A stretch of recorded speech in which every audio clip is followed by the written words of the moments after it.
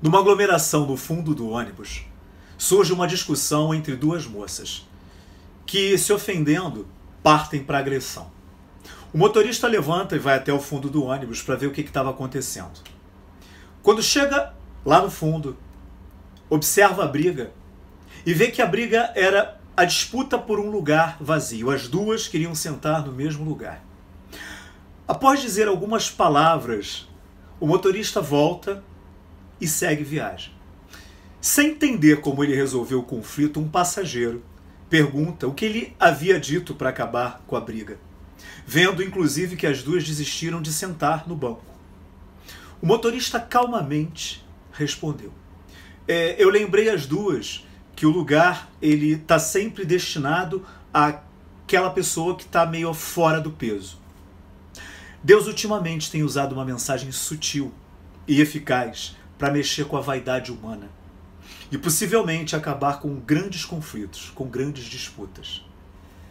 E o que estamos aproveitando com essa mensagem? Será que estamos sendo atingidos pelo aprendizado da mensagem?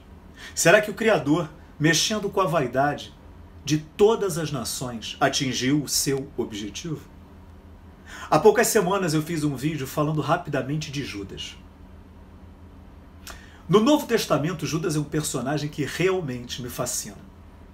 E há poucos dias, eu vi pessoas reclamando que não podiam fazer a tradição de malhar o Judas. Será que não conseguimos entender a mensagem trazida pelo homem de Nazaré? Na tradição popular, no sábado de Aleluia, malha-se o Judas.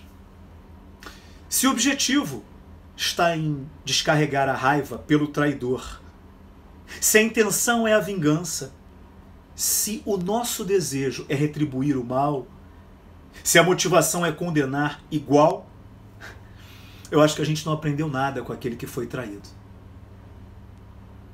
E se ainda não aprendemos a mensagem daquele que foi traído, somos iguais ao traidor. Porque o traidor, Judas, também não tinha aprendido absolutamente nada com a mensagem do Mestre. Mesmo Judas tendo passado por tudo e visto tudo, ele não tinha entendido a mensagem. Judas tinha absoluta certeza de que quando Jesus fosse preso, ele ordenaria que os anjos do céu libertariam Jerusalém do poderio, do jugo romano. Judas entendia por liberdade algo muito pequeno. Aliás, nós entendemos o que realmente é liberdade ou confundimos liberdade com libertinagem. Judas achava que Deus iria fazer o que ele queria, como se o mundo fosse o quintal de Judas e Deus um funcionário. A lei implacável e divina de causa e efeito faz Judas, centenas de anos depois do seu suicídio, reencarnar como alguém que, com grande mediunidade, dizendo desde criança: ouço vozes, salva toda uma nação da destruição e da morte. Assim como aquele que Judas tinha traído fez centenas de anos antes. Nessa nova oportunidade encarnatória, Judas passa pela justiça divina e depois de salvar toda uma nação, é traído por essa mesma nação. Exatamente como aconteceu com o mesmo que ele tinha traído naquela noite, no Jardim das Oliveiras. A nação que havia sido salva entregava Judas agora para a morte. Depois de salvar toda a França do genocídio imposto pela Inglaterra, Judas é traído pela França. Exatamente isso que aconteceu 1400 anos depois. Judas passa pela lei de causa e efeito, porque ele havia reencarnado com o nome de Joana dos Arcos, ou Joana d'Arc, e colhe o fruto do seu plantio 1400 anos depois. O nome, a época, se somos senhores escravos, se somos ricos miseráveis, pouco importa. Divaldo Franco diz uma coisa: o que temos fica, o que somos levamos. Será que aprendemos que a lei de Talião é olho por olho, dente por dente? Será que entendemos essa mensagem de forma correta? Eu te pergunto, é olho por olho, dente por dente? A resposta é sim. É olho por olho, dente por dente. Mas você não é o juiz. Mas você, eu, nós não somos os juízes. A mensagem ensinada na lei de Italião, tal qual retaliação, não foi aproveitada. E o que é pior, foi produzida e reproduzida de forma totalmente equivocada. Quem aplica a pena é Deus. O juiz é Deus. Único, através de seus emissários celestes, capaz e com autoridade moral para julgar. Uma vez, os médiuns de Kardec perguntaram aos espíritos se a pena de morte, em casos específicos, não deveria ser aplicada como punição.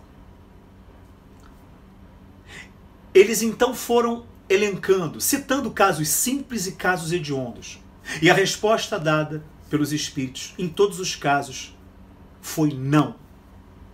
Até que perguntaram, e nos casos em que o canibalismo ainda é praticado, a pena de morte não deve ser aplicada? E a resposta foi clara ao médium que perguntou: canibal, tu mesmo foste, e em bem pouco tempo. Ele podia ter dormido sem essa. Em cada oportunidade encarnatória, recebemos não uma condenação, mas uma oportunidade de recomeço, de redenção. Aliás, o princípio da reencarnação é a única forma de se explicar a justiça e a bondade de Deus. Fora o princípio da reencarnação, princípio racional e lógico, a resposta para tantas aflições e desigualdades e benefícios e malefícios seria mistério. E o próprio Espírito Supremo enviado por Deus, nosso Mestre Jesus, explicou que mistério não existe. Dizendo Jesus: nada há de misterioso que não venha a ser revelado, nem de oculto que não venha a tornar-se público. Essa mensagem de Jesus foi esquecida ou não foi absorvida? Não existe mistério. Será que aprendemos essa mensagem? Já conseguimos decifrar esse mistério? Ou para nós o que estamos passando é castigo? Mistério de Deus? Presta atenção nas perguntas que eu vou te fazer agora, por favor. Será que depois de tantas aflições que estamos passando, vamos voltar diferentes ou indiferentes? Ou ainda vamos entender isso como um castigo ou um mistério?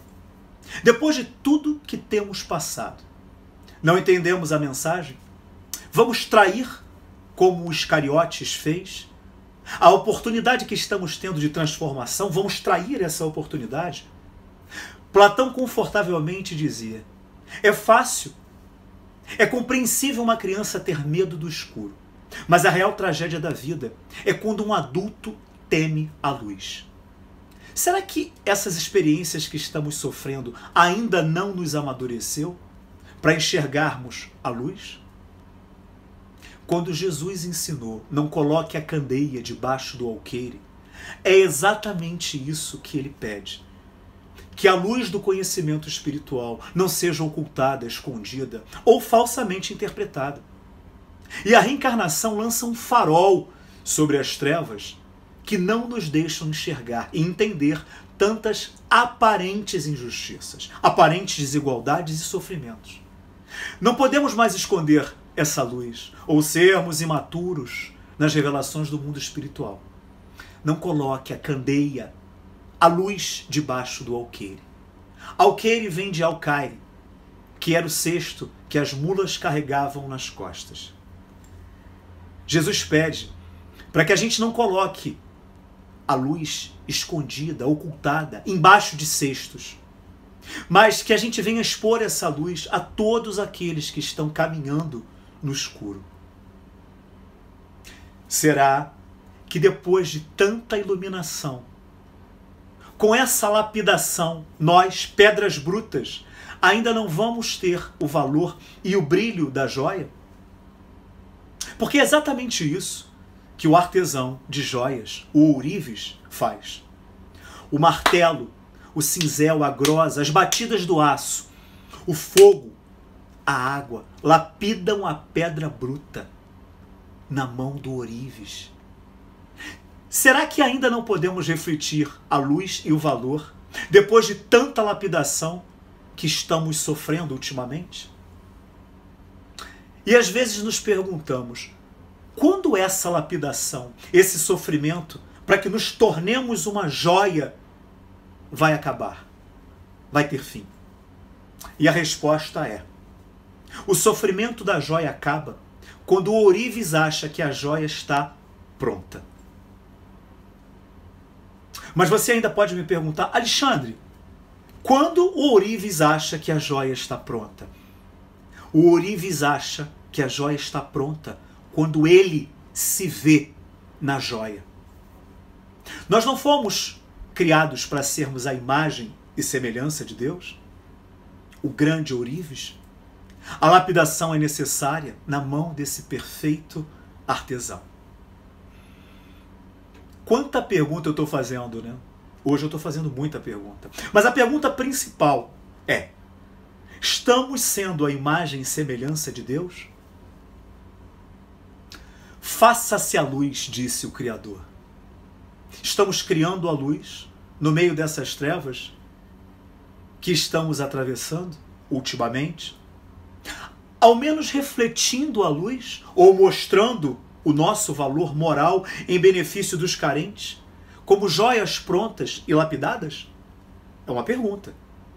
Ou ainda precisamos de mais martelo, de mais fogo, numa nova e dolorosa lapidação? Ainda estamos escondidos na escuridão da terra ou já somos apreciados pelo grande ourives, o grande artesão, com o nosso brilho e o nosso valor? As pessoas que andaram com Jesus e viram os seus milagres e foram curadas, aplaudiram Jesus quando ele entrou em Jerusalém. Elas arrancaram ramos das árvores numa manhã de domingo para saudar o Mestre. Mas será que elas tinham aprendido, com tantos sofrimentos e tanta cura? Eu acho que não. Ainda eram pedras brutas, na minha opinião. Pois as mesmas pessoas que clamaram, saudaram e aplaudiram o Mestre e seus ensinamentos foram as mesmas pessoas que 5 dias depois gritaram no átrio do palácio do governador da Judéia, Pôncio Pilatos: crucifica-o! Crucifica-o! Crucifica-o! Como a gente vai sair dessa lapidação que estamos passando? Passar pelo problema não significa ultrapassar o problema. Ah, eu já passei por isso. Mas você já ultrapassou por isso? Ultrapassar é transcender. É deixar para trás. Deixar para trás é superar. E o que a gente está passando é para que nós nos superemos. Superemos erros de plantios errados no passado recente ou distante. Será que depois de tudo vamos ficar na superficialidade? Vamos ficar na superfície? André, um dos apóstolos, entendendo superficialmente a mensagem de Jesus, uma vez perguntou a Jesus: Mestre, Jerusalém não é pequena para que o Senhor venha fundar esse seu reino? André não entendeu nada, ou entendeu de forma superficial aquilo que Jesus estava querendo dizer. André era um super empolgado. Mas era preciso um super empolgado para tentar empolgar os outros. E André, uma vez, chega com Jesus à beira da praia e mostra Jesus para o seu irmão. Seu irmão, com muita raiva, grossura, responde a André da seguinte maneira: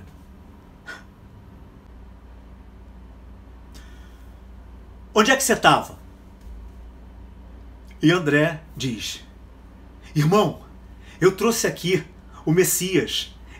Ele é o Messias. O nome dele é Jesus. E o irmão de André diz: eu não sei onde eu estou com a cabeça, que eu não te dou uma surra agora.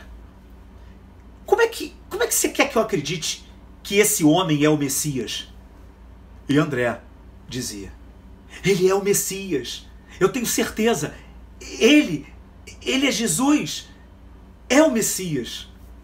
E o irmão de André disse assim: eu tô aqui desde cedo. E você por aí, atrás desses loucos, desses fanáticos, você é um imbecil, André. Eu devia te dar uma surra agora, nesse momento. Eu tô aqui até agora, tentando levar o sustento para casa. E você atrás desses loucos? André, eu tô até agora sem pegar um peixe nessa praia. E você, ao invés de estar aqui me ajudando, tá aí, dando ouvidos para esses lunáticos.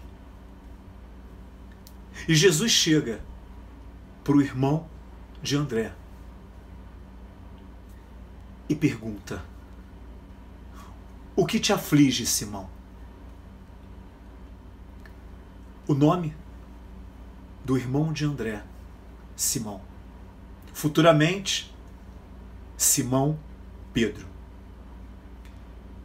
E o irmão de André, com muita raiva, deve ter olhado para Jesus e deve ter dito: cala a boca, eu não estou falando com você, eu estou falando com ele. Você fica calado.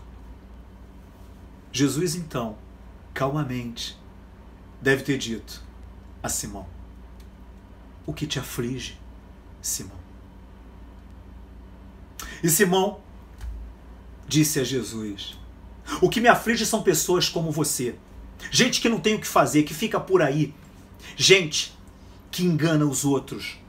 Gente que promete coisas inalcançáveis. Gente que abusa da credulidade das pessoas. Igual a você, muitos já passaram por aqui. E Jesus diz: o que te aflige, Simão?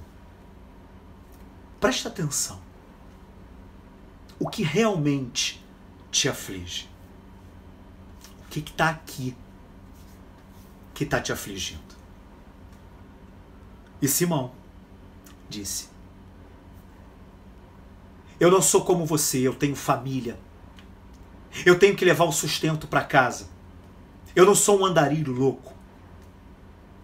E até agora, eu estou esperando meu irmão para me ajudar. E até agora, eu não peguei um peixe.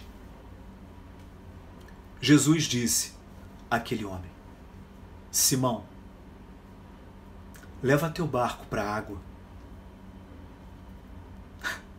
Simão disse: você é surdo? Escuta bem, até agora eu não peguei um peixe. Você não está ouvindo o que eu estou te dizendo? Você é surdo? Eu nasci nesse lugar. Sou pescador. E hoje eu não tive êxito. Jesus, sem ceder a nenhuma provocação, diz: bota teu barco na água, Simão. Há quanto tempo o nosso Mestre Jesus tem convidado a gente a colocar o barco na água? Há quanto tempo a gente tem dito: isso não vai dar em nada, eu já conheço essa história, eu conheço esse tipo de coisa, essa ladainha, esse texto, isso não representa nada. Mas Simão, com tanta raiva, deve ter pego aquele barco e empurrado até a margem. Até a margem.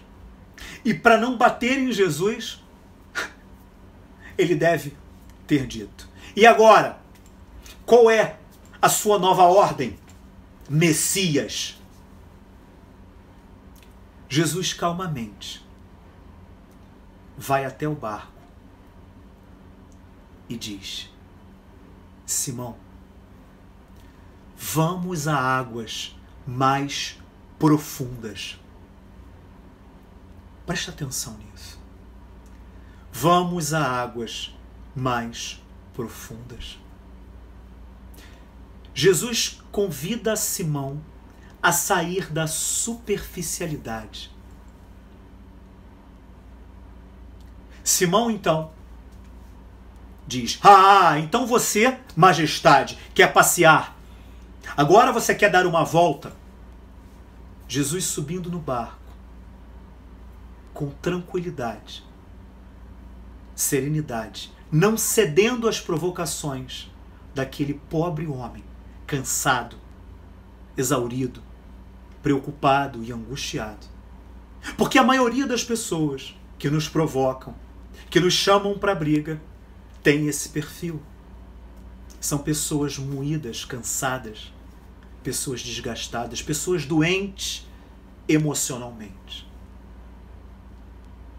E diz Jesus: vamos a águas mais profundas.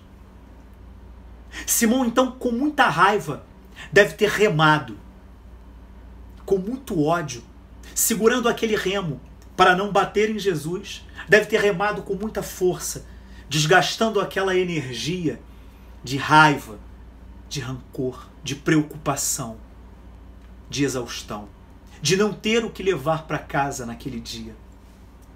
Então, em águas mais profundas, Simão para, joga os remos e pergunta: qual sua nova ordem, Messias? Jesus então diz a ele: Simão, lança sua rede no mar. Simão diz: eu acho que você é surdo mesmo. Ou então deve ser um lunático, mais louco do que eu, que estou dando ouvidos a você e estou aqui. Eu não disse a você, eu não peguei nenhum peixe. Mas Jesus convida novamente, mais uma vez: Simão, joga a tua rede no mar. Simão deve ter pego aquela rede com muita raiva, com muito ódio, e descarregado aquela raiva, jogando aquela rede. A rede caiu lenta.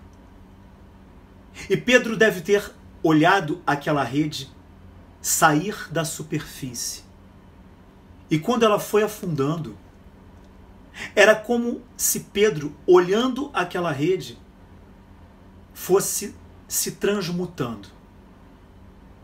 Era como se Pedro tivesse, assim como aquela rede, saindo da superfície e indo a águas mais profundas. O silêncio tomou conta daquele pobre pescador. Pedro, Simão, Simão, Pedro. A rede foi caindo e Pedro é tomado por um silêncio. De repente, Pedro, mais calmo, indo a águas mais profundas com aquela rede, saindo da superficialidade, saindo da superfície, pergunta a Jesus: